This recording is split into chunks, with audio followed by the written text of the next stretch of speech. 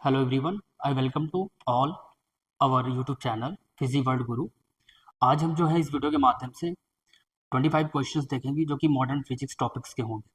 और इस समय जो मेरे पास क्वेश्चन पेपर है वो MGPRU का क्वेश्चन पेपर है BSc 4 सेमेस्टर का। तो हम लोग वन बाई वन 0 से 25 क्वेश्चंस देखते हैं। तो let us start from the first question. जो पहला क्वेश्चन इसमें दिया गया है वो दिया गया है कि the motion of a body as a whole from one point to another is called. अगर कोई बॉडी है, सपोज उसका मोशन, सपोज मान लेते हैं हमारे पास एक कोई बॉडी है इस टाइप का। अगर ये एज अ होल मूव कर रहा है from one point to another point, मान लेते हैं ये पॉइंट ए है और ये बी पॉइंट है, तो इस ये किस टाइप का मोशन कहलाएंगे? तो जाहिर सी बात है इसमें जो मोशन होगा वो होगा ट्रांसलेशन मोशन। वैसे ट्रांसलेशन मोशन दो तरीके के होते हैं, एक होता है रेक्टिलिनियर मोशन और दूसरा जो होता है कर्विलिनियर कर्विलिनियर कर्विलिनियर मोशन होता है। तो जहाँ चूंकि ये स्ट्रेट लाइन में हो रहा है, ये जो है स्ट्रेट लाइन से डिफाइन करता है, स्ट्रेट लाइन ये हो जाएगा हमारा यहाँ पे बी पॉइंट पे। इसका मतलब ये होगा कि इसके जो भी पार्टिकल्स होंगे through which it is made up, ये इनका जो मोशन होगा एक ही दिशा में होगा और all the particles have a same velocity. ठीक है, तो यहाँ पे वो इस तरीके से अरेंज हो जाएंगे। तो इस टाइप का जो पहला आंसर इसका ऑप्शन होगा correct, that will be the C option. Now come to the second question. Second question ये कह रहा है कि special theory of relativity treats problem involving.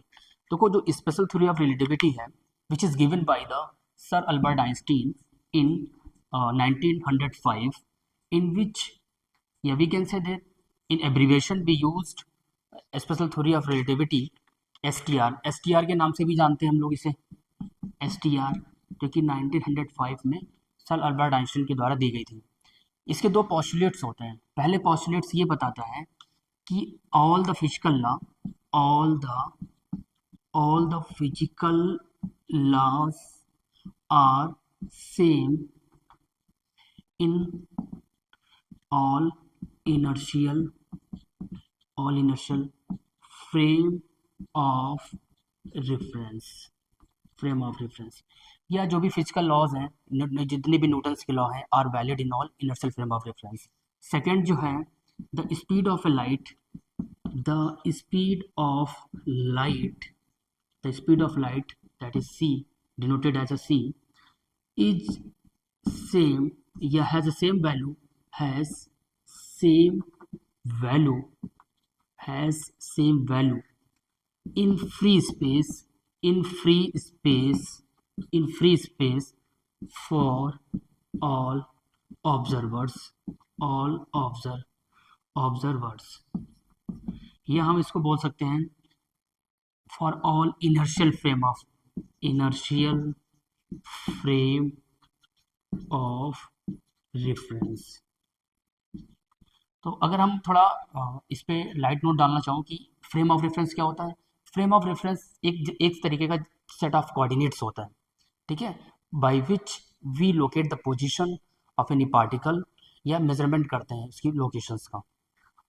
अब बात आती है इनिशियल जो है, two frame of reference is said to be inertial if one frame of reference is moving with respect to other with a constant velocity, या we can say that अगर दूसरा frame जो है पहले वाले फ्रेम के रिस्पेक्ट में अगर वो स्टेशनरी है या रेस्ट में है, तो both the frame of reference system is said to be inertial.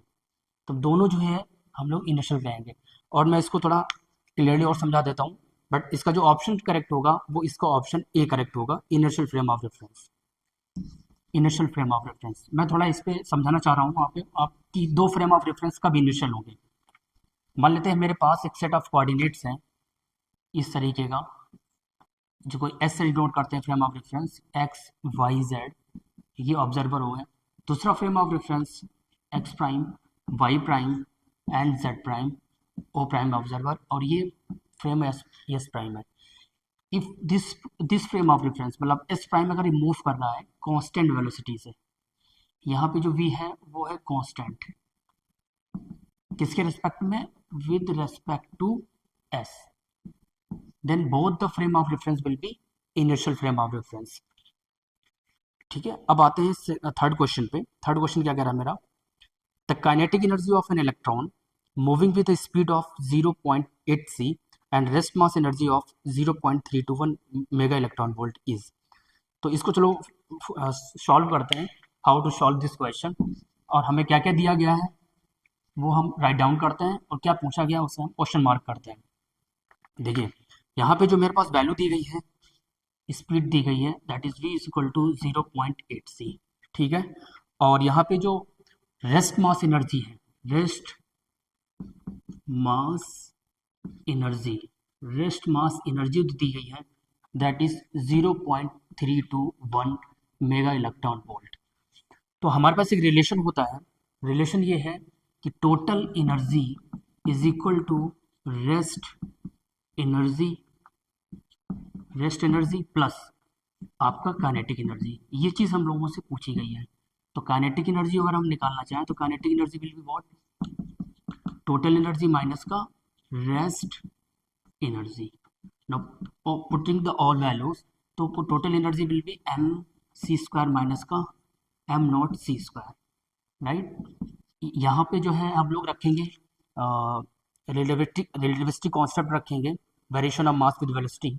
तो ये हो जाएगा यहाँ पे M not under root 1 minus का V square upon C square, तो ये सी है M not C. Now taking out common M not C square, तो ये हो जाएगा आपका 1 अपॉन 1 माइनस का V square upon C square minus का 1। Okay, now putting the all values, ये हमारा रेस्ट मास एनर्जी है, इसे हम बोलेंगे M not C square, that is given already. v जो है ये भी दिया है हमारे पास 0.8 c। Putting all this value in this equation, तो क्या मिलेगा मुझे 0.321 इंटू, यहाँ पे देखो ये वैल्यू अगर रखेंगे तो ये कितना आएगा, 8 जेड जो 64, सी स्क्वायर कैंसिल हो जाएगा। चलो मैं लिख देता हूँ यहाँ पे 0.64 सी square upon C square, right, minus का 1, सी से स्क्वायर कैंसिल हुआ, सी स्क्वायर कैंसिल हुआ, ये हो गया हमारा -1, राइट। और ये हो जाएगा 0.321 इंटू में फाइनली ये वैल्यू निकल के आएगी, that is 4/6। Now multiply two this equation, 4 1 जा 4, 4 2 जा 8, 4 3 जा 12, and this point you will divide this, you will divide and you will get the answer 0.214। ये इसका करेक्ट ऑप्शन हो जाएगा mega electron volt, and option जो है सी सही हो जाएगा, ठीक है। इस क्वेश्चन का सी हो जाएगा सही। अब आते हैं क्वेश्चन नंबर 4 पे। क्वेश्चन नंबर 4 ये कह रहा है, on increasing the temperature of the solids the kinetic energy of the particles. अब देखो ऑल द मैटर्स, स्पेसिफिकली अगर सॉलिड की बात करें तो एटम्स मॉलिक्यूल्स मिलके जो है पूरा हमारा मैटर बना होता है।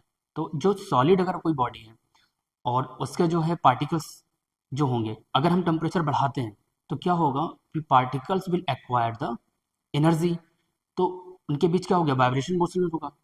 तो जो वाइब्रेशन मोशन होगा वो इट क्रिएट्स या generates the average kinetic energy. तो जो टेम्परेचर होता है is a measurement of the average kinetic energy, right. और kinetic energy in solids just a degree of a randomness. तो क्या होगा कि जैसे हम टेम्परेचर बढ़ाएंगे तापमान, तो पार्टिकल्स का जो एनर्जी वाइब्रेशंस होगा तो दैट विल इंक्रीज। तो इसका ये तो वर्बली सॉल्व कर सकते हो, just like on the basis of the concept.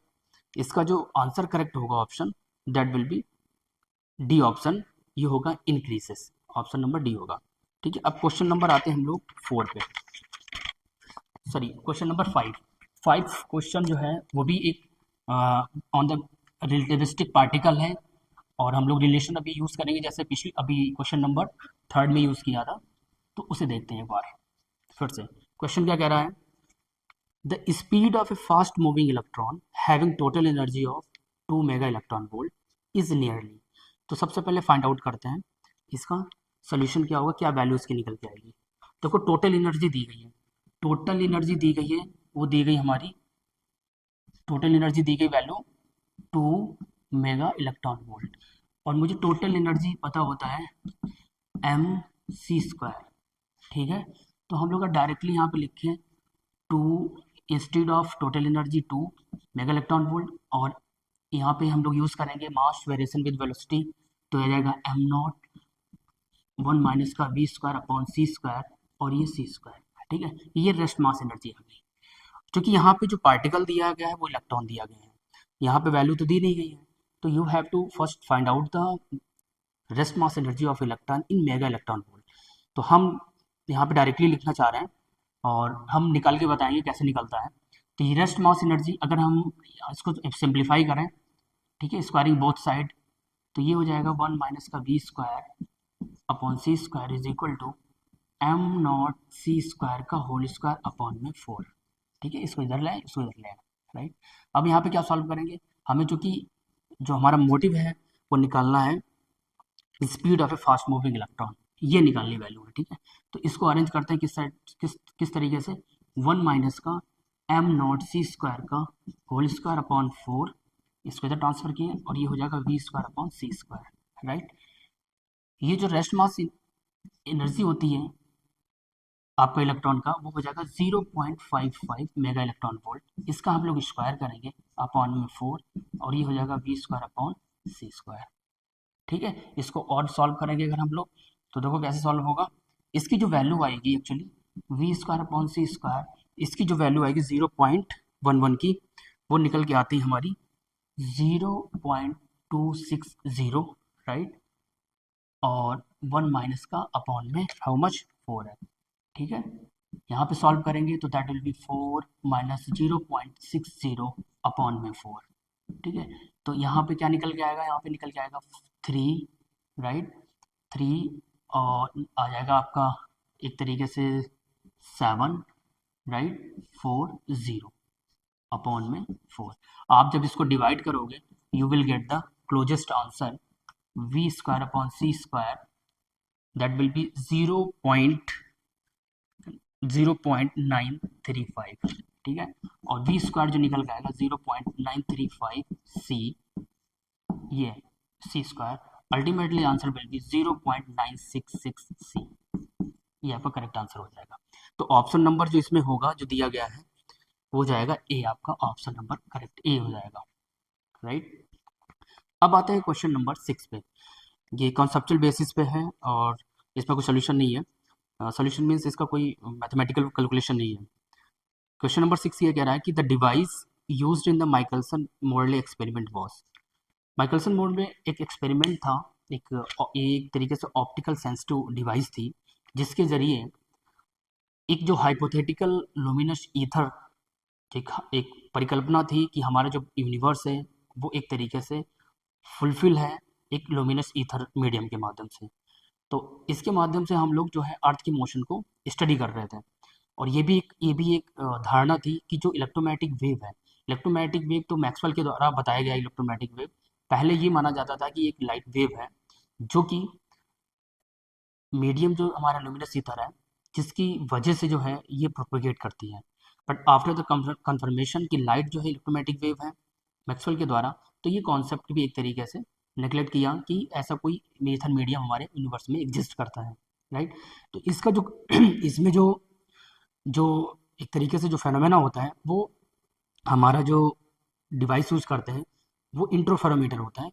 इसमें क्या होता है ना, इंटरफेरेंस होता है, एक सेटअप होता है। एक्चुअली सेटअप इस तरीके से दो मिरर्स होते हैं जो कि एक हॉरिजॉन्टल में रखा जाता है, उसके परपेंडिकुलर डायरेक्शन में रखा जाता है, राइट। एक बीम स्प्लिटर होता है, एक हमारा सोर्स होता है, ठीक है। सोर्स से लाइट हमारी इंसिडेंट होती है बीम स्प्लिटर से, एक हॉरिजॉन्टल डायरेक्शन में जाता है, एक परपेंडिकुलर डायरेक्शन में जाता है। दोनों जो है आके एक तरीके से इंटरफेयर करती हैं, हम लोग टेलीस्कोप के माध्यम से देखते हैं। और जो भी इनके बीच ऑप्टिकल पार्ट डिफरेंस होता है उसकी वजह से इंटरफेरेंस पैटर्न जो है मुझे मिलते हैं, राइट। तो यहाँ पे जो करेक्ट आंसर होगा 6 क्वेश्चन का वो होगा सी ऑप्शन, ठीक है। नेक्स्ट क्वेश्चन इसी पे आधारित है कि what was the purpose of the Michelson Morley experiment. तो इसके कई सारे ऑप्शंस हैं एक्चुअली। तो जो हमारा उद्देश्य था मेन तो अगर हम देखें इस क्वेश्चन जो भी ऑप्शंस पे, to determine the exact speed of light, to analyze the electromagnetic spectrum, to establish that Earth is a true frame of reference, and last one is to learn how the ether affected the propagation of light. तो इसका जो closest answer होगा, वैसे तो कहीं कहीं सब related एक दूसरे से लग रहे हैं, बट जो क्लोजेस्ट आंसर होगा वो होगा कि to learn the ether affected the propagation of light. यहाँ पे यही हम लोग with the help of the Michelson Morley experiment demonstrate that कि ईथर कैसे जो है अफेक्ट डालता है, प्रभाव डालता है प्रोपोगेशन ऑफ लाइट को। ये इसका क्लोजेस्ट आंसर होगा। ठीक है, इसी से ये भी है कि how much shift was expected Michelson Morley experiment. तो ये जो इसमें जो एक्सपेक्टेड की गई थी कि फ्रिंज शिफ्ट जो फ्रिंज शिफ्टेड होगी वो दैट वाज 0.01। ये तो डायरेक्टली आप उसको जो है याद कर सकते हो 0.01। बट मैं जब भी माइकलसन मोरले एक्सपेरिमेंट का अलग से एक वीडियो लेक्चर डालूंगा उसमें हम आपको क्लियरली बताएंगे कि क्या क्या सेटअप होता है उसका, फिर मैं वहाँ पे क्लियर करूँगा। राइट, यहाँ पे भी नवा क्वेश्चन भी सेम है, मतलब सेम मीन्स इसी पे आधारित है, और ये पूछा गया है कि the fringes of equal inclination produce by the using Michelson Morley interferometer are called as. जो भी फ्रिंजेस बनती हैं जिनके बीच इक्वल इंक्लाइनेशन होता है एक्चुअली, वो हेडिंगर फ्रिंजेस के नाम से जाना जाता है। वो डायरेक्टली जो है फैक्ट बेसिस पे जो है इसका आंसर आपको मालूम हो सकता है, वो होगा हेडिंगर फ्रिंजेस। बहुत सारे इसमें नाम दिया, मतलब माइकलसन्स फ्रिंजेस दिया गया, इक्वल इंक्लाइनेशन फ्रिंजेस दिया गया, मोरले फ्रिंजेस नहीं। जो पर्टिकुलर नाम दिया गया था in case of the Michelson Morley experiment, जो फ्रिंजेस बनी थी इक्वल इंक्लाइनेशन की, उसे नाम दिया गया था हेडिंगर्स फ्रिंजेस। ठीक है, अब क्वेश्चन नंबर 10 पे आते हैं, जो कि हमारा एक मैथमेटिकल है। देखते हैं क्या है कैलकुलेशन। क्वेश्चन ये है कि two photons are moving in opposite direction with velocity c, their relative velocity will be. देखिए यहाँ पे आपको जो वेलोसिटी दी गई है, वेलोसिटी दी गई है वो दी गई है एक तरीके से फोटॉन। तो पूछा गया है रिलेटिव जो है वेलोसिटी फोटॉन के केस में क्या होगी। आपको ये चीज़ क्लियर होना चाहिए कि पूरे यूनिवर्स में स्पीड ऑफ लाइट, या बोल सकते हो लाइट की स्पीड ही ऐसी है जो सबसे मैक्सिमम वेलोसिटी होती है, और जो होती है 3 × 10⁸ मीटर पर सेकेंड। सी जो होता है हमारा 3 × 10⁸ मीटर पर सेकेंड। राइट, यदि हम लोग अगर सी प्लस सी में कुछ ऐड करते हैं तो भी हमें सी मिलता है। राइट, सी माइनस सी में ऐड करते हैं तो भी इसमें सी मिलता है। मतलब स्पीड ऑफ लाइट में जो भी आप ऐड करो सेम सेम अमाउंट ऑफ मतलब वैल्यू, ठीक है, तो भी सी मिलेगा। या तो तुम सी डॉट सी स्क्वायर करो तो भी सी मिलेगा। राइट, क्योंकि स्पीड ऑफ लाइट जो है सेम फॉर ऑल ऑब्जर्वर्स। ठीक है, ये अब हमारा जो है स्पेशल थ्योरी ऑफ रिलेटिविटी में हमने देखा है कि जो रिलेटिव कॉन्सेप्ट है रिगार्डिंग दिस मतलब स्पीड ऑफ लाइट सभी ऑब्जर्वर के लिए सेम होगा। आप किसी भी फ्रेम में आप हो तो speed of light will be same actually. तो यहाँ पे टू फोटॉन्स हैं। जो फोटॉन्स मतलब क्या होता है, हमारा एक तरीके से अल्टीमेट पार्टिकल होता है इलेक्ट्रोमैग्नेटिक वेव का, जिसकी स्पीड होती है 3 × 10⁸ मीटर पर सेकेंड। तो कैसे भी अपोजिट डायरेक्शन में हो या सेम डायरेक्शन में हो, अल्टीमेटली जो जो रिलेटिव वेलोसिटी होगी दोनों के बीच में वो सेम होगी, दैट विल बी सी। तो इसका जो करेक्ट ऑप्शन हो जाएगा इस क्वेश्चन का बी हो जाएगा हमारा। अब आते हैं हम लोग क्वेश्चन नंबर 6 पे। 6 क्वेश्चन क्या कह रहा है, the relation between mass and the velocity of a body is. देखिए यहाँ पे हम डेरिवेशन तो नहीं बताएंगे आप लोगों को, डेरिवेशन चूंकि क्वेश्चन ये डेरिवेशन इसलिए क्योंकि ज़्यादा लेंदी हो जाएगा। मैं आपको अलग से स्पेशल थ्योरी ऑफ रिलेटिविटी पे वीडियो लेक्चर बनाऊंगा। अभी मैं करेक्ट ऑप्शंस आपको लोग प्रोवाइड करा रहा हूँ। ठीक है, होता क्या है कि जो स्पेशल थ्योरी ऑफ रिलेटिविटी है, हम लोग जो भी चीज़ें इसमें पढ़ते हैं राइट, वो ज़्यादातर पढ़ते हैं रिलेटिविस्टिक पार्टिकल्स। तो रिलेटिविस्टिक पार्टिकल का मतलब ये समझ लो रिलेटिविस्टिक। ठीक है, रिलेटिविस्टिक मतलब ये हुआ a particle has a velocity approximately equal to the C. C के बराबर, वी सी के बराबर नहीं है बट लगभग सी के बराबर है। जैसे अगर हम मान लेते हैं 0.8 सी कोई वेलोसिटी है, या 0.6 सी वेलोसिटी है, या 0.9 सी वेलोसिटी है, तो अगर हम 0.8 सी वेलोसिटी निकालते हैं तो देखो कैसे होगा, 8 3 24, 2.10⁸। मतलब जो स्पीड ऑफ लाइट है उससे कहीं ना कहीं ये कम है, मतलब लगभग बराबर है, बराबर नहीं कह सकती हूँ। तो अगर कोई भी ऑब्जेक्ट रिलेटिविस्टिक स्पीड से मूव कर रहा है राइट, होगा क्या कि उसके फिजिकल पैरामीटर्स में चेंजेस होने स्टार्ट हो जाता है एज पर द आइंस्टीन, जो उन्होंने थ्योरी दी थी स्पेशल थ्योरी ऑफ रिलेटिविटी। अगर कोई, मैं रिपीट कर रहा हूँ इस स्टेटमेंट को, अगर कोई पार्टिकल रिलेटिविस्टिक स्पीड से मूव कर रहा है तो उसके फिजिकल पैरामीटर्स में परिवर्तन होने लगते हैं। फिजिकल पैरामीटर्स मतलब जैसे मान लिया उसके मास में वेरिएशन होगा राइट, उसकी लेंथ में वेरिएशन होगा, even time dilation simultaneity, these all the phenomenas जो फिजिकल फेनोमेनाज होते हैं, ये सब कॉन्सिक्वेंसेस हैं किसके, रिलेटिविस्टिक वेलोसिटी के। तो इस एसटीआर में ये सब सारे कॉन्सेप्ट जो हैं हम एक लेक्चर के माध्यम से बताएंगे, बट अभी आप समझ लो कि अगर कोई पार्टिकल है वो रिलेटिविस्टिक स्पीड से मूव कर रहा होता है ना, तो उसके फिजिकल पैरामीटर्स में परिवर्तन होता है। तो उसी का एक कंसेक्वेंस है जो कि यहाँ पे क्वेश्चन दिया गया है कि variation of mass with velocity. Actually होता क्या है मैं आपको बता देता हूँ क्लियरली। मैं डायरेक्टली लिखता हूँ यहाँ पे, जो रिलेशन होता है वो m is equal to M not, right, upon में 1 माइनस का V square upon C square. यहाँ पे जो वैल्यू होती है gamma is equal to 1 upon 1 minus का V square upon C square, इसे बोलते हैं लॉरेंट्ज फैक्टर बोलते हैं। ठीक है, ये रिस्पॉन्सिबल होता है to change in the variation of mass. Actually इसका भी डेरिवेशन होता है।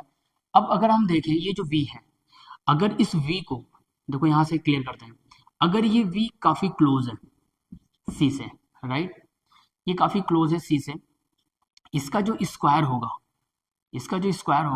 Right, v square, right, v square, अगर मैं सपोज मान लेता हूँ कि ये जो v है काफी कम है c से, एक केस लेते हैं, ठीक है, एक केस लेते हैं कंडीशन कि ये v जो है काफी कम है c से, स्पीड ऑफ लाइट से, ये नॉर्मल वेलोसिटी हो सकती है। तो अगर इसका जो v स्क्वायर, इसका स्क्वायर काफी कम होगा, राइट, इवन c स्क्वायर से, ठीक है। तो ये जो वैल्यू है v स्क्वायर, अगर ये काफी c से कम है तो v स्क्वायर इसका कम होगा, तो ये वैल्यू जो है ना, होल वैल्यू, ये नेग्लिजिबल होगा टू जीरो के। तो इसका मतलब ये होगा कि m equal to M naught equal to 1 आएगा, इसका जो रहेगा m equal to M not.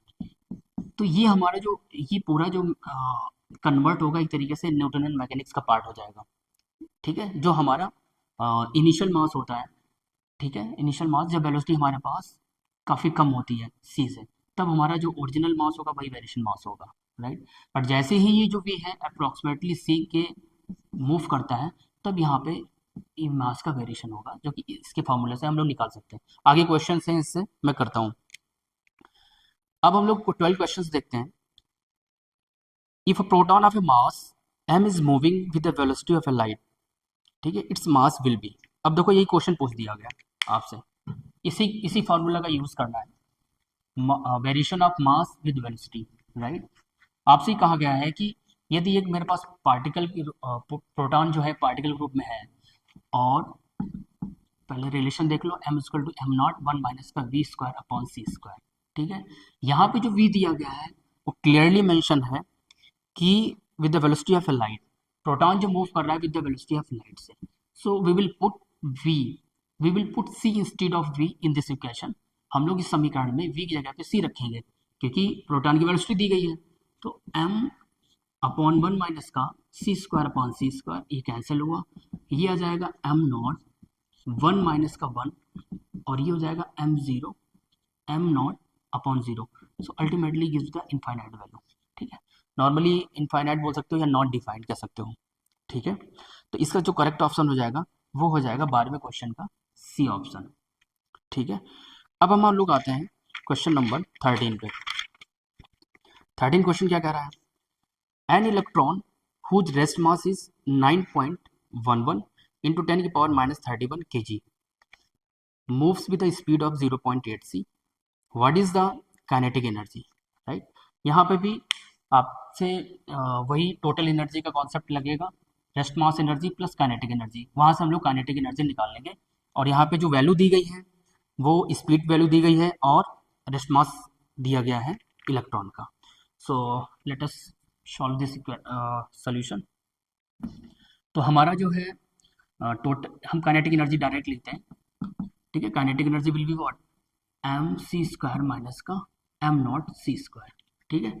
यहाँ पे भी हम लोग M not C square minus का एम नॉट सी स्क्वायर, और ये हमारा लॉरेंस फैक्टर की वैल्यू हो जाएगी 1 माइनस का V square upon C square, ठीक है। Take out the common M not C square, और ये हो जाएगा हमारा एक तरीके से 1 माइनस का V square upon C square minus का 1, ठीक है। क्लियरली है। यहाँ पे जो है हम लोग डायरेक्टली वैल्यू पुट कर सकते हैं, जैसे पिछले केस में हम लोग किया था कि जो रेस्ट मास एनर्जी इलेक्ट्रॉन की होती है वो होती है कितनी, how much, 0.55 mega electron volt, right. और ये आ जाएगा 1 माइनस का v स्क्वायर, कितना दिया हमारा यहाँ पे v दिया है आई थिंक 0.86, ठीक है।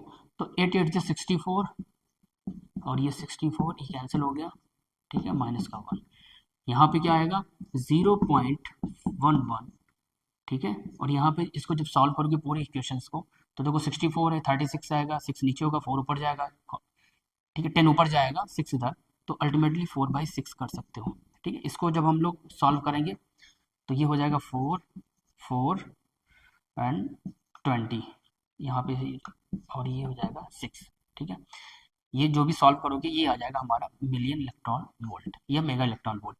बट तुम्हें जो है इक्वेशन जो सोल्यूशन दिया गया है वो दिया गया है आपके जूल में, तो हमें एक रिलेशन पता होता है कि 1 electron volt is equal to 1.6 into 10⁻19 joule होता है, ठीक है। तो हम इसको कन्वर्ट जब करेंगे, as we know that 1 electron volt is equal to 1.6 into 10⁻⁻19 joule, ठीक है। तो ये हो जाएगा, इतने electron volt will be what, तो जो करेक्ट वैल्यू निकल के आएगी हमारी ये 2.044 अपॉन 6 1.6 इंटू 10⁻⁻19 जूल। अब देखो यहाँ पे चूंकि मेगा इलेक्ट्रॉन वोल्ट है ना, तो हम इसको चूंकि जूल में हम लोग निकाल रहे हैं तो जूल में, तो ये हो जाएगा हमारी वैल्यू 6 जूल, चूंकि मेगा इलेक्ट्रॉन वोल्ट को हम लोग कन्वर्ट करेंगे ना 6 में, ठीक है। तो इसको जब आप सॉल्व करोगे ना तो you will get the correct answer, that is 5.47 into 10⁻⁻14 joule. ये इसका करेक्ट ऑप्शन होगा और ये ऑप्शन है हमारा ए, ठीक है। इसको आप सॉल्व कर लीजिएगा, you will get the answer and the correct option will be A. अब हम आते हैं क्वेश्चन नंबर 14 पे। क्वेश्चन नंबर 14 क्या कह रहा है कि under the conventional consideration of the Lorentz transformation for the coordinates, which among the following is correct। देखो ये जो है यहाँ पे जो क्वेश्चन पूछा गया है वो सिंपल आपसे सेट ऑफ इक्वेशंस पूछी गई हैं, लॉरेंट्स सेट ऑफ कोऑर्डिनेट्स पूछा गया है, राइट। तो यदि आपने पढ़ा होगा तो इसके पहले एक आता है गैलीलियन ट्रांसफॉर्मेशन, जिसको जीटी बोलते हैं, ठीक है, जीटी बोलते हैं। तो गैलीलियन ट्रांसफॉर्मेशन में क्या होता है, जो भी ट्रांसफॉर्मेशन इक्वेशंस होती हैं, ठीक है, एक फ्रेम से दूसरे फ्रेम, मतलब यहाँ पे ये हमारा एक्स वाई एंड जेड है, ठीक है, ये फ्रेम ऑफ रेफरेंसेस मान लेते हैं। एक दूसरा frame of reference X prime Y prime and the Z prime, ये है ऑब्जर्वर ओ प्राइम, ठीक है। मान लेते हैं ये वाला frame of reference V velocity से मूव कर रहा है, ठीक है, और तो ये डिस्टेंस मान लेते हैं वी टी हो गया, राइट। और यहाँ पे कोई पार्टिकल है पी, जिसकी अगर पोजीशन देखना चाहें पहले ओ प्राइम के रेस्पेक्ट में, तो इसकी position ex prime Z prime ये हो जाएगा, ये जेड लिखा हुआ है। इसके रेस्पेक्ट में हम देख लेते हैं तो एक्स वाई एंड जेड हो जाएगा, ठीक है। और अगर हम इसका मतलब ट्रायंगुलर वेक्टर एडिशन लगाते हैं ना, तो क्या होगा, ये वेक्टर सम, मतलब एक तरीके से हम लिख सकते हैं इस फ्रेम से, देखो जरा, x is equal to X prime plus V T लिख सकते हैं। ये कोऑर्डिनेट हमारा x हो जाएगा, ये हो जाएगा x प्राइम, इस पॉइंट का मैं देख रहा हूँ, क्योंकि मोशन हम कंसिडर कर रहे हैं along the x direction, so हमारे ये कोऑर्डिनेट चेंज आएंगे, there will be no change in the y direction as similar to z direction. तो अगर हम यहाँ से देखें तो हो जाएगा x prime is equal to x minus का वी टी। यहाँ पे एक चीज़ पॉइंट आउट करने वाली ये है कि गैलियन ट्रांसफॉर्मेशन जो है कुछ केसेस में वैलिड नहीं होता था जब हम स्पीड ऑफ लाइट को कंसिडर करते थे, वहाँ पे रिलेटिव यहाँ पे रिलेटिव कॉन्सेप्ट जो है इस केस में फेल हो जाता था, क्योंकि यहाँ पे कुछ इक्वेशंस ऐसी आती थी जहाँ पे स्पीड ऑफ लाइट से ज़्यादा वैल्यू मिलती थी, जो कि इम्पॉसिबल है, राइट। तो फिर जो है एक लॉरेंट्ज फैक्टर से मल्टीप्लीकेशन की गई डायरेक्टली इसे, to modify this Galilean transformation, gamma से अगर हम मल्टीप्लाई करते हैं तो ये कहीं ना कहीं सेटिस्फैक्टरी रिजल्ट देता है, that is X minus V T, ये आ जाएगा X minus V T 1 minus का V square upon C square, तो ये हो गया X prime. There will be no change in Y direction and Z direction as well. तो ये हमारे पास सेट ऑफ इक्वेशंस आ जाते हैं, जैसे बोलते हैं लॉरेंट्ज ट्रांसफॉर्मेशन इक्वेशंस। तो हमारा इस अगर हम देखेंगे चारों इक्वेशंस में, तो बी ऑप्शन मेरा जो है क्लियरली करेक्ट नज़र आ रहा है। तो ये हमारा इसमें जो सही ऑप्शन हो जाएगा बी हो जाएगा, राइट। अब आते हैं क्वेश्चन नंबर 15 पे। जैसे मैंने अभी जो स्पेशल थ्योरी ऑफ रिलेटिविटी का जो मैंने जो फिजिकल पैरामीटर जो मैंने बताया था ना, चेंज होता है मास के केस में, सिमिलर जो है यहाँ पे लेंथ के केस में देखेंगे वेरिएशन होगा तो कैसे होगा, राइट। तो 15 क्वेश्चंस क्या कह रहा है, a rod of length 5 meter is moving at a speed of 0.6 एक हमारे पास रॉड है जिसकी लंबाई जो है 5 मीटर है और जो मूव कर रही है रिलेटिविस्टिक स्पीड कितनी है 0.6 टू एन ऑब्जर्वर। देखो यहाँ पे आपको नोट इंपॉर्टेंट जो नोट करना है स्टेटमेंट कह रहा है कि to an observer sitting perpendicular direction of the motion the length appears to be. पहले तो आपको हमें लेंथ ऑफ कंट्रैक्शन थोड़ा सा मैं आपको ब्रीफ में बताना चाहूँगा। लेंथ ऑफ कंट्रैक्शन का फार्मूला क्या है, ठीक है, फिर मैं आपको इसका करेक्ट आंसर बता रहा हूँ, ठीक है। ये भी एक तरीके से कंसेक्वेंस है स्पेशल थ्योरी ऑफ रिलेटिविटी का, ठीक है, एक रिजल्ट कह सकते हो। तो एक रिलेशन निकल जाता है कि ये हमारा ऑब्जर्व्ड लेंथ होता है एल, इसे बोलते हैं ऑब्जर्व्ड लेंथ या अपेरेंट लेंथ। कभी कभी किसी किसी बुक में लिखा होता है अपेरेंट लेंथ जो दिखाई देती है आफ्टर मूविंग पर्टिकुलर रॉड या any length of substance which is moving with the relativistic speed, ठीक है, एल। और ये जो ये एल नॉट होता है ये होता है हमारा प्रॉपर लेंथ जो इनिशियल होता है प्रॉपर लेंथ, ठीक है। और ये हो जाएगा लॉरेंस फैक्टर 1 माइनस का V square upon C square. अब यहाँ पे क्वेश्चन में क्या कह रहा है, क्वेश्चन ये कह रहा है कि जो हमारा प्रॉपर लेंथ है वो है 5 मीटर, बिल्कुल सही। उसके बाद स्पीड क्या दे रहा है आपको, जो v है v दे रहा है आपको 0.6। देखो कुछ कुछ स्टूडेंट्स जो है सो डायरेक्टली वैल्यू करके निकाल सकते हैं, बट ऑप्शन आंसर जो है गलत आएगा। क्यों आएगा, हम मान रहे हैं कि मेरे पास फ्रेम ऑफ रेफरेंस है, ये लेंथ मान लेते हैं सपोज ये 5 मीटर एक रॉड है, ठीक है, इसकी लेंथ मान लेते हैं, एज्यूम कर लेते हैं 5 मीटर, ठीक है। इंपॉर्टेंट चीज ये है कि वेलोसिटी का वो कंपोनेंट, ध्यान से सुनिएगा, वेलोसिटी का वो कंपोनेंट जो मोशन के अलोंग होता है उसी के जो है उसी के अलोंग ही कॉन्ट्रैक्शन होगा, उसी के अलोंग जो है हमें जो है ऑब्जर्व लेंथ दिखाई देगी। आई रिपीट दिस स्टेटमेंट, जो वेलोसिटी का कंपोनेंट होगा जो पैरेलल होगा किसके, अलोंग द मोशन, उसी के हम उसी की दिशा में मुझे लेंथ कॉन्ट्रैक्शन दिखेगा, अदरवाइज नहीं दिखेगा। तो वेलोसिटी का कंपोनेंट मीन्स वेलोसिटी का कंपोनेंट एक तो हमारा एक्स डायरेक्शन में हो गया और ये हमारा एक तो वाई डायरेक्शन में हो गया, वी वाई और वी एक्स कह सकते हो, ठीक है। तो अब चूंकि जो ऑब्जर्वर है वो सिटिंग है, वो बैठा हुआ है किसके, perpendicular direction along the motion, मतलब अगर मोशन इधर हो रहा है तो वो बैठा इधर है, ठीक है। हमें जो लेंथ कॉन्ट्रैक्शन दिखेगा वो दिखेगा एक्स डायरेक्शन में, there will be no length contraction along the Y axis, ये इंपॉर्टेंट चीज है। तो इसका डायरेक्टली आप कह सकते हो answer that will be D होगा, जो कि 5 मीटर ही होगा, करेक्ट आंसर 5 मीटर ही होगा, ठीक है, ऑप्शन नंबर डी करेक्ट होगा, ठीक है, क्योंकि यहाँ पे क्लियरली दिखा हुआ है कि to an observer sitting perpendicular the direction of motion ये है और हम लोग ऑब्जर्व यहाँ से कर रहे हैं। तो यहाँ पे क्या होगा कि मोशन इसके अलावा तो हो ही नहीं रहा है, मतलब वाई के डायरेक्शन तो कोई मोशन हो ही नहीं रहा, मतलब यहाँ पे जो भी थिकनेस अगर मान लेते हैं सपोज, या थिकनेस नहीं भी मानो तो मोशन इसके अलावा तो हो ही नहीं रहा ना, तो यहाँ पे कोई ऑब्जर्वेशन नहीं होगा। लेंथ जो कॉन्ट्रैक्शन होगा वो अलोंग द एक्स एक्सिस होगा, मतलब इधर जो है हमारी कॉन्ट्रैक्शन होगा। वैसे तो इसका आंसर अगर सॉल्व करोगे तो 4 मीटर आएगा, वो चूंकि गलत आएगा एज पर दिस क्वेश्चन, कि क्वेश्चन ये कह रहा है आपसे कि जो ऑब्जर्वर है वो परपेंडिकुलर डायरेक्शन बैठा हुआ है, direction of the motion of the rod, okay. So the answer correct will be 5 meter and that is D option. इस पे देखो नेक्स्ट क्वेश्चन क्या लिखा हुआ है। नेक्स्ट क्वेश्चन है कि if an object, question number 16, I think इसी पे ही बेस्ड है, लेंथ कॉन्ट्रैक्शन पे।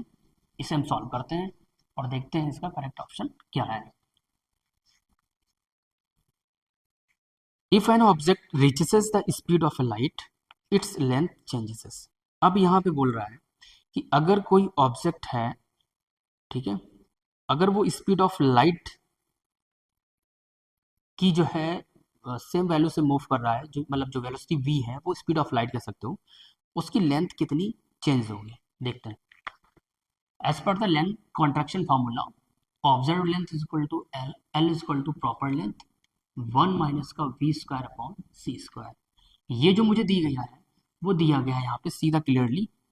अब object reaches the speed of light, तो मतलब एक समय पे क्या है, v जो है c के बराबर है। ठीक है, ओके। मान लेते हैं कि उसका एल नॉट कोई लेंथ होगी, मतलब मीन्स प्रॉपर लेंथ होगी, तो what be the result, let us see 1 minus C square upon C square, ये हो जाएगा 1 माइनस का 1 and that will be 0, 1 minus 1 0, मतलब लेंथ जो कॉन्ट्रैक्शन होगा वो कितना हो जाएगा, 0 हो जाएगा। ठीक है, ना ही इनफाइनाइट होगा जो कि ऑप्शन में दिया है, डबल ऑफ द वैल्यू नहीं होगा, ना हाफ ऑफ द वैल्यू, मतलब लेंथ कॉन्ट्रैक्शन विल बी 0। ठीक है, एज पर द फॉर्मूला। अब हम आते हैं जो कि सेम आपका इसी पे बेस्ड है लेंथ कॉन्ट्रैक्शन पे, कि an object of length 1 meter is moving at a speed of 0.5 c to an observer at rest relative to the object the length of the object seems to be. देखो question बहुत clearly यहाँ पे आपको पढ़ना है, एक बार पढ़ने से नहीं आएगा क्योंकि इसमें कुछ चीज़ें हिडन होती हैं, डायरेक्टली फॉर्मूला में वैल्यू रखने पे नहीं होता है। ठीक है, देखो यहाँ पे ये बोला गया आपसे कि एन कोई ऑब्जेक्ट है, ठीक है, उसकी प्रॉपर लेंथ है एल नॉट है 1 मीटर, ठीक है, जो कि मूव कर रहा है, जो वी दिया गया है वो है 0.5 सी। ठीक है, अभी कह रहा है कि ऑब्जर्वर जो है रेस्ट में है रिलेटिव टू द ऑब्जेक्ट जो कि मूव कर रहा है, और मूव कितना 0.5 C, length of the object seems to be. आप ये समझ लो कि क्वेश्चन ये कह रहा है, मान लेते हैं आप इस फ्रेम ऑफ रेफरेंस में हो, X prime, Y prime and Z prime. ठीक है, ये फ्रेम ऑफ रेफरेंस मतलब आप हो। ठीक है, आप सपोज यहाँ पे जस्ट लाइक खड़े हैं, राइट। जिस फ्रेम में हो उसी फ्रेम में एक ऑब्जेक्ट है, एक रॉड है जिसकी एक लेंथ है 1 मीटर। ठीक है, तो आप ये भी कह सकते हो कि जिस फ्रेम में ये मूव कर रही है, एक रॉड है जिसकी लेंथ 1 मीटर है, आप उसी फ्रेम में हो, या ऐसे बोल सकते हो आप ही लेके जो है मूव कर रहे हो, मतलब आपकी भी वेलोसिटी कितनी होगी 0.5 सी। मतलब ये हुआ कि आपके रिस्पेक्ट में तो सेम दिखेगी ना लेंथ, आपके रिस्पेक्ट में तो लेंथ सेम दिखेगी। यदि कोई ऑब्जर्वर स्टेशनरी है, मतलब एक्स वाई जेड फ्रेम में है, जो कि मूविंग फ्रेम ऑफ रेफरेंस के रेस्पेक्ट में वो स्टेशनरी मतलब रेस्ट में है, यहाँ पे जो ऑब्जर्व होगा that will observe whatever length we can say that. तो इसके इस ऑब्जर्वर के अकॉर्डिंग अगर देखोगे तो एल कितना होगा 1, और यहाँ पे सॉल्व करोगे तो 25 सी square upon C square cancel हुआ, ये आएगा आई थिंक 75, राइट 75। ठीक है, यहाँ पे कुछ लेंथ जो है इस तरीके से मुझे कॉन्ट्रैक्टेड मिलेगी जब, मगर ऑब्जर्वर क्या कर रहा है, ऑब्जर्वर मूविंग जो हमारा रॉड है उसके रिस्पेक्ट में रेस्ट है, तो रेस्ट मतलब क्या हो कि उसी फ्रेम ऑफ रेफरेंस में भी हमारा ऑब्जर्वर भी है, तो there will be no change in the length of the rod, okay, with respect to moving frame of reference या मूविंग ऑब्जर्वर। तो यहाँ पे सेम जो है आंसर हो जाएगा, करेक्ट आंसर हो जाएगा सी, मतलब 1 मीटर। मैं एक बार पुनः जो है इसको मैं बताने की कोशिश कर रहा हूँ। एक्चुअली हो क्या रहा है, सपोज मान लेते हैं हमारे पास, लेटेस्ट कंसिडर ये 1 मीटर की रॉड, राइट। हम क्या कर रहे हैं कि जो इसकी स्पीड है कि जिस फ्रेम में ये मूव कर रहा है वो हमारा ही फ्रेम है, मैं इसको लेके जा रहा हूँ, मैं इस जो है रॉड को लेके मूव कर रहा हूँ विद द स्पीड ऑफ 0.5 से, राइट। तो हमारे रेस्पेक्ट में तो इसका लेंथ हमेशा ही 1 मीटर ही होगा। यदि कोई ग्राउंड पे एक ऐसा फ्रेम ऑफ रेफरेंस है, कोई ऑब्जर्वर है जो कि रेस्ट में, उसके रेस्पेक्ट में इसकी लेंथ कॉन्ट्रैक्ट होगी, अदरवाइज नहीं होगी। ठीक है, तो इसका करेक्ट ऑप्शन हो जाएगा हमारा 1 मीटर। अब अगला क्वेश्चन देखते हैं जो कि इसी पे ही आधारित है, लेंथ कॉन्ट्रैक्शन पे। How fast does a rocket have a move relative to an observer for its length to be contracted to 95% of its original length। देखो ये भी लेंथ कॉन्ट्रैक्शन फार्मूला पे बेस्ड है, यहाँ पे हम लोग रिजल्ट कुछ मिलेगा। चलो late us see the solution of this question. ये आपसे बोला गया कि किसी रॉकेट को उसकी मूल लंबाई के 95% तक सिकुड़ने के लिए, मतलब जो कॉन्ट्रैक्ट हुई है 95% टू ओरिजिनल, मतलब जो ऑब्जर्व लेंथ है वो हमारी 90% ऑफ एल नॉट, इसका मतलब ये हुआ कि 0.95 एल नॉट, ये तो निकल गया हमारा एल। और मान लेते हैं जो ये हमारा ऑब्जर्व लेंथ है, ऑब्जर्व लेंथ है, तो प्रॉपर लेंथ मान, ये प्रॉपर लेंथ हो जाएगी एक तरीके से हमारी, प्रॉपर लेंथ। ठीक है, हो गया। अब आपसे पूछा है क्या, पूछा है कि how fast does a rocket, तो आपको ये बताना है कि जो है कितनी तेजी से चलना पड़ता है। तो कितनी तेजी से चलेगा जो है, तब जो है 95% ऑफ इट्स ओरिजिनल लेंथ सिकुड़ेगा, मतलब हमें v चाहिए, v निकालनी है। तो जस्ट आप put the using the formula of length contraction, L not is equal to 1 minus का V square upon C square, ये हो जाएगा एल की वैल्यू यहाँ पे पुट अप करो, क्या होगा 0.95 एल नॉट, और ये हो जाएगा how much, L not 1 minus का V square upon C square, L L cancel हुआ, और आप बोथ साइड स्क्वायरिंग करोगे तो 0.95 का square is equal to 1 minus का V square upon C square. ठीक है, तो ये हो जाएगा V square upon C square is equal to how much, 1 minus का 0.95 का होल स्क्वायर। ठीक है, और इसको सॉल्व करोगे तो सिंप्लीफाई करोगे तो क्या हो जाएगा 1 माइनस का 0.95 का whole square under root C. इसकी जो करेक्ट वैल्यू जो आएगी आप सॉल्व करोगे, so you will get the 0.3 C answer आ जाएगा, जो कि करेक्ट ऑप्शन इसका हो जाएगा हमारा बी, बी करेक्ट ऑप्शन हो जाएगा। ठीक है, इसको सॉल्व कर लेना, तरीका यही होगा हमारा। ठीक है, अब आते हैं क्वेश्चन नंबर 19 पे।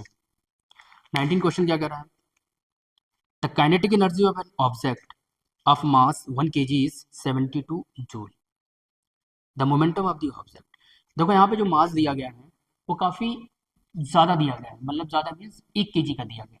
अभी तक की हम लोग जो बात कर रहे थे ना, वो सब हाई एनर्जी फिजिक्स की बात कर रहे थे, जो जो हम बात कर रहे थे मेगा इलेक्ट्रॉन वोल्ट की बात कर रहे थे। ठीक है, जहाँ पे पार्टिकल्स की स्पीड काफ़ी ज़्यादा होती है। ठीक है, और एनर्जी, जिसकी वजह से एनर्जी ज़्यादा होती है, यहाँ पे मैसिव पार्टिकल की बात कर रहे हैं। तो मतलब ये क्वेश्चन थोड़ा कह सकते हो कि on the classical mechanics based है, और हमें एक रिलेशन पता होता है, जैसे काइनेटिक एनर्जी मुझे पता है के इज इक्वल टू होती है क्या, हाफ एम वी स्क्वायर। ठीक है, और यदि मैं इसको जो है एम से ऊपर मल्टीप्लाई कर दूँ अगर, और नीचे डिवाइड कर दूँ एम से, सो ऊपर क्या विल मिलेगा आपको, M square V square upon 2m, या इसको लिख सकते हो about P square upon 2m। P क्या है हमारा, संवेग है, मोमेंटम है, मास इनटू वेलोसिटी। ठीक है, अब आपसे पूछा क्या गया है, पूछा क्वेश्चन में यह गया है कि काइनेटिक एनर्जी ऑफ ऑब्जेक्ट जिसका मास जो है 1 kg है, और काइनेटिक एनर्जी 72 जूल दी गई है, मोमेंटम निकालना है आपको ऑफ द ऑब्जेक्ट, मतलब पी निकालना है। तो निकाल लो, यहाँ पे सिंपल है। ठीक है, काइनेटिक एनर्जी तो P square is equal to हो जाएगा 2m काइनेटिक एनर्जी, इसको जो अगर 2 अंडर रूट लगा दो। ठीक है, मास दिया है 1 kg, यहाँ पे 1 kg लिख दो, काइनेटिक एनर्जी दी गई 12 जूल, कितना है, सॉरी 72 जूल, अंडर रूट लगा हुआ है, ये हो जाएगा 2 2 ज़ा 4, 2 7 ज़ा 14, 112 का जो है वर्गमूल होता है 12, ये आ जाएगा हमारा केजी मीटर पर सेकेंड, ये यूनिट हो जाएगी हमारी मोमेंटम की। ठीक है, ये आसान क्वेश्चन था एक्चुअली, केजी। ठीक है, क्वेश्चन नंबर 20 बात करते हैं, find the momentum of a body of mass 200 gram having the kinetic energy of 10 joule. वही सेम क्वेश्चन है, इसको तो आप इजीली कर ही सकते हो, सीधा अभी जो बताया मैंने उसी पे वैल्यू रख देना आपको, using the formula of momentum and the kinetic energy, and that is what, P is equal to under root 2m and kinetic energy. Mass कितना दिया गया है 200 ग्राम, 200 ग्राम में किलोग्राम में चेंज करोगे तो 0.20, राइट। और काइनेटिक एनर्जी कितना दिया गया है, लेट अस सी 10 जूल, 10 जूल दिया गया है, तो ये हो जाएगा हमारा कितना, ये हो जाएगा एक तरीके से 10 जूल से मल्टीप्लाई करोगे तो 2 × 2 मिलेगा, ये आ जाएगा हमारा 4, और ये आ जाएगा 2 kg मीटर पर सेकेंड, 2 kg मीटर पर सेकेंड। ये भी सिंपल क्वेश्चन था, मोमेंटम निकल के आ गया। अगला क्वेश्चन देखते हैं। अगले क्वेश्चन जो है आई थिंक 4-5 क्वेश्चन जो है आपका special theory of black body radiation से है। ठीक है, ब्लैक बॉडी रेडिएशंस के क्वेश्चन करने से पहले थोड़ा आपको मैं बताना चाहूँगा कि 1900 में जब मैक्स प्लांक के द्वारा जो है एक पेपर लिखा गया था, लाइट के संदर्भ में, वहीं से ही जो है एक तरीके से बोल सकते हो क्लासिकल मैकेनिक्स या मॉडर्न फिजिक्स का एक तरीके से ये ब्रेक थ्रो था, एक मोड़ था जहाँ से क्वांटम मैकेनिक्स की जेनेसिस भी हुई है एक तरीके से, राइट। तो यहाँ पे जो 21 क्वेश्चन क्या है देखो, देखते हैं। For a black body the spectrum of A emitted thermal radiation depends on, right. देखो यहाँ पे जो भी हम लोग ब्लैक बॉडी के बारे में बात करते हैं, ठीक है, मान लेते हैं ये ब्लैक बॉडी है। ब्लैक बॉडी एक ऐसा कह सकते हो कि एक बॉडी होती है, कोई ज़रूरी नहीं वो ब्लैक ही हो, बट उसकी करेक्टरिस्टिक ये है कि it absorb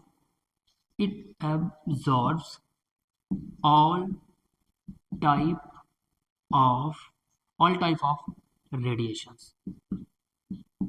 All type of radiations means मतलब all frequencies के, ये कह सकते हो फॉर और all frequencies, सभी फ्रीक्वेंसी के रेडिएशंस को एब्जॉर्ब करता है at any angle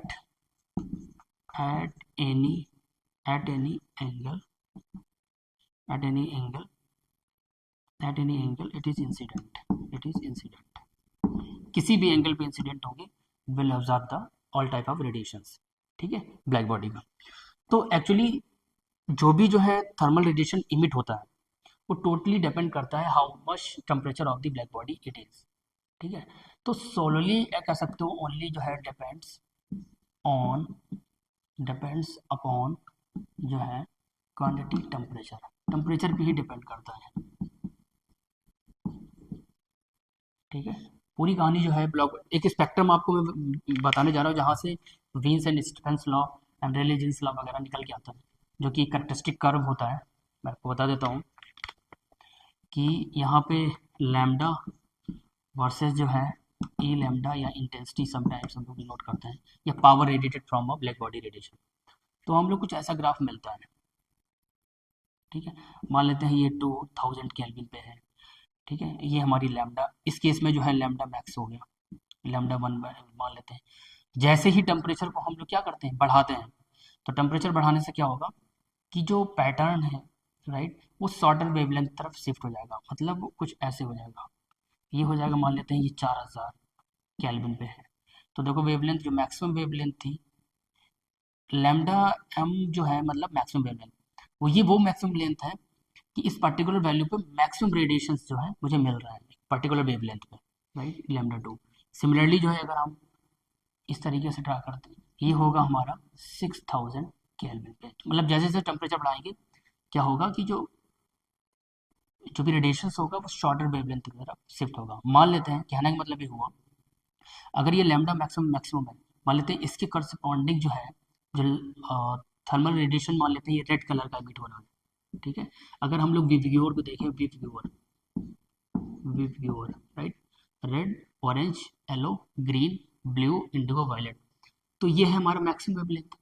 तो अगर ये पहला जो है, पहला जो करेक्टरिस्टिक कर्व है रेड कलर को शो कर रहा है, ये रेडिएशन निकल रहा है रेड कलर को, मान लेते हैं इसके करस्पॉन्डिंग येलो दिखेगा, क्योंकि शॉर्टर वेवलेंथ, इधर जो है लैम्डा इंक्रीज कर रहा है और इधर जो है डिक्रीज करेगा, लैम्डा जो है डिक्रीज करेगा, राइट।